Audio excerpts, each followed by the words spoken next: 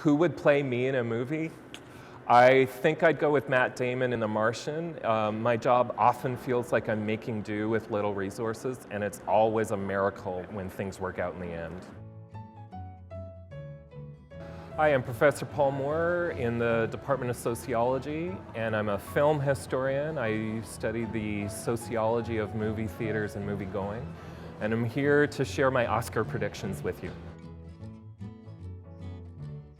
Predictions. For Best Picture, I'd predict The Revenant. I think that really captured the human will to survive and the human condition. For Best Director, though, I'd say George Miller for Mad Max, which is a real reimagining of his original, probably even better than the original. Best Actor, I would say Leonardo DiCaprio for The Revenant, because he totally made me shiver. Best Actress, Brie Larson for Room. She made me cry. Best Supporting Actor, Tom Hardy. I hated his character in The Revenant, really convincing. And Best Supporting Actor, I'd say Rachel McAdams in Spotlight, because as a historian, she made going to the archives a real action movie thing. Of course, the controversy this year is that Oscar's so white, and diversity issues keep coming back year after year as a problem with the Oscar nominations. This year, all of the 20 actors nominees are white actors.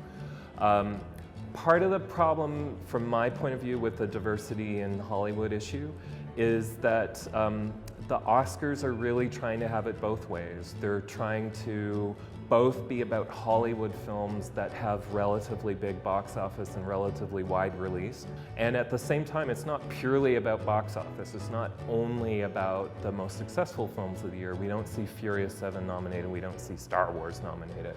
So one of the valuable things that the diversity debate this year has brought to light is questioning whether or not the Oscars are relevant at all, whether they're anything more than just a publicity stunt, and whether they're anything more than Hollywood throwing a party for itself. Even though I wouldn't predict that it wins, I'm most fond of Spotlight of all the Best Picture nominees as a media historian and someone that studies the history of newspapers. It really depicts something that's only in the recent past but already feels like the distant past, that era of big newspapers doing investigative journalism. I thought it really captured that part of a really important cultural history.